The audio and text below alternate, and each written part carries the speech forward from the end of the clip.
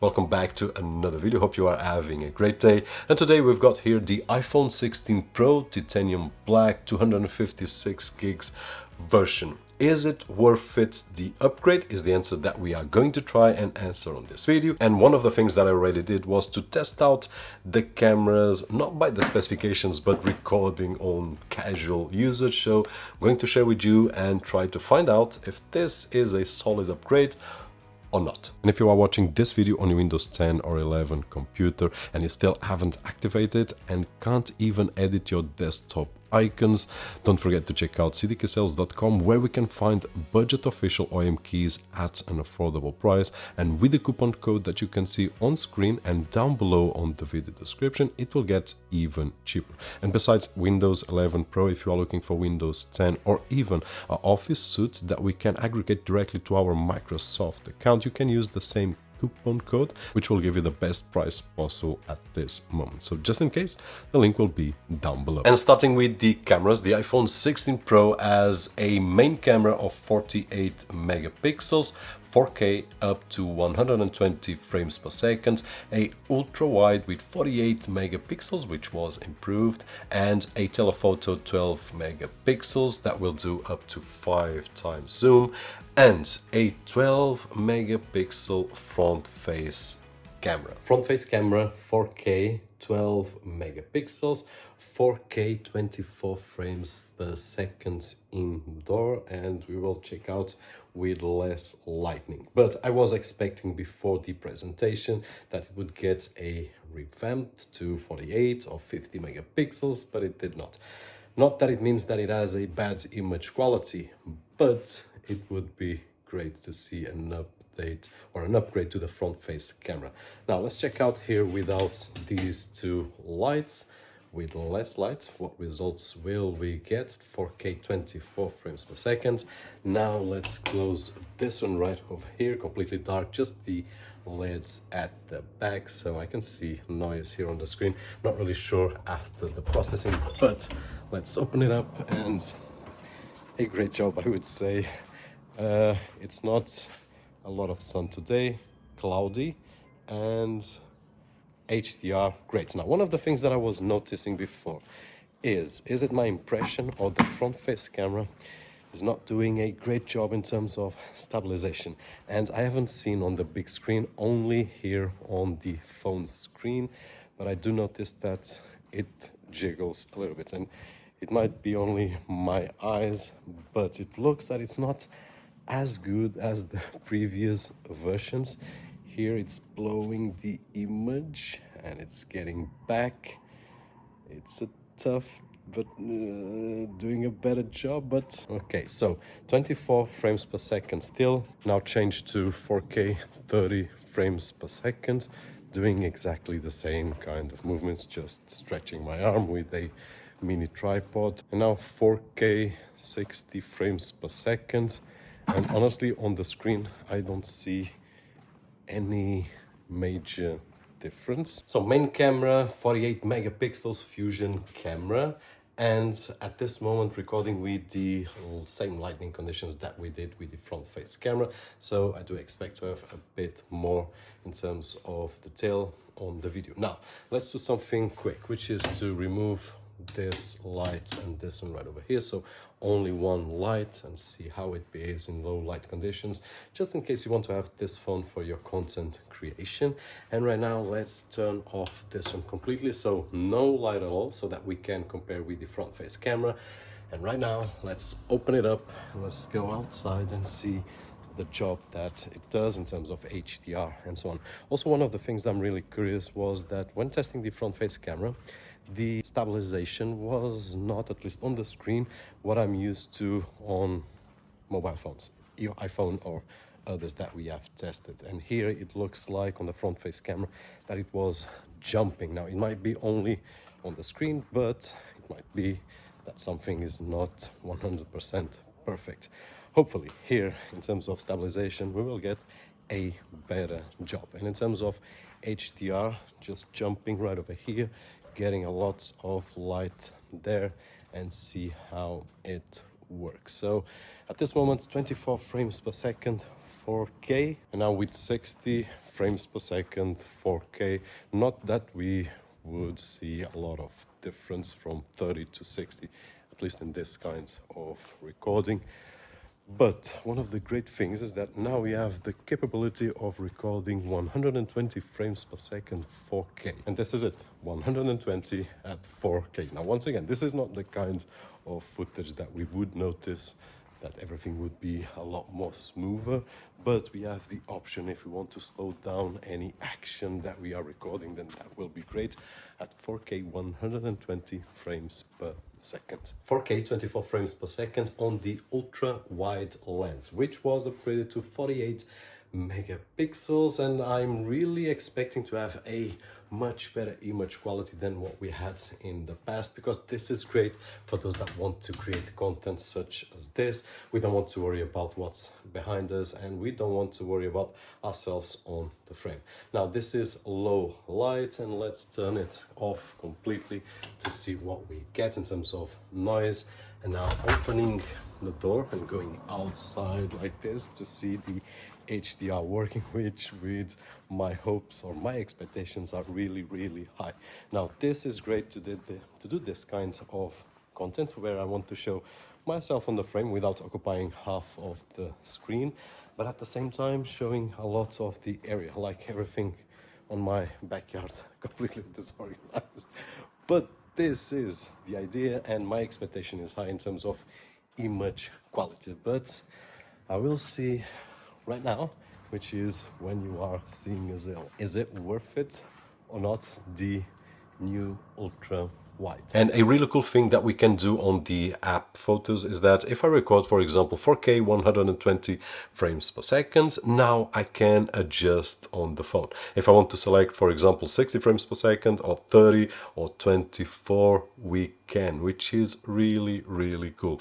Another really cool thing is the menu. Now we have some options in terms of video editing, but now we also have an improved audio system with isolation modes that we can choose, for example, in frame or studio or even cinematic. Sei.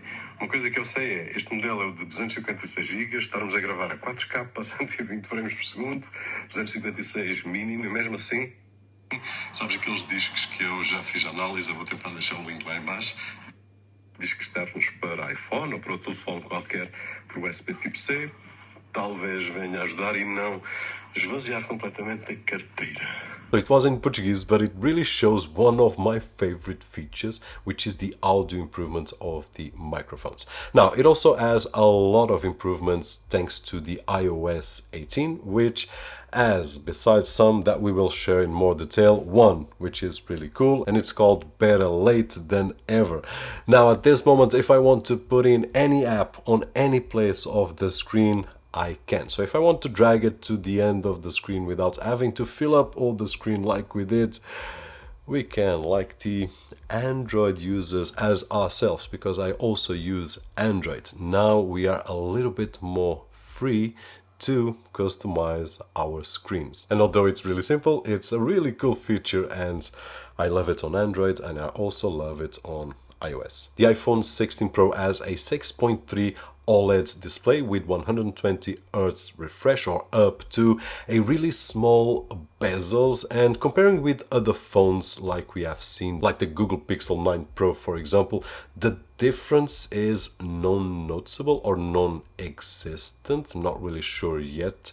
But if we compare with older phones like the iPhone 11 or 12, the difference is huge. So although I do feel that it is a 6.3-inch phone, a bit taller, but it's not that large. It's a little bit larger than the 11 Pro, for example, but comparing with the iPhone 15 Pro, for example, I don't believe that we will feel that difference. It keeps the action button like we have on the iPhone 15 Pro, but it also has a dedicated button for the camera control, which will allow us to, besides opening the app for the camera, we can start shooting a video, we can take a picture, and we can change between several modes. We have the exposure, the focus, zoom, cameras, we can change between styles, and also on the tone. But honestly, I'm not really sure yet how I feel about the button because simply I'm not used to it. Picking the button too much. Actually, I'm used to use the phone as a normal iPhone, so I usually go to the shortcut and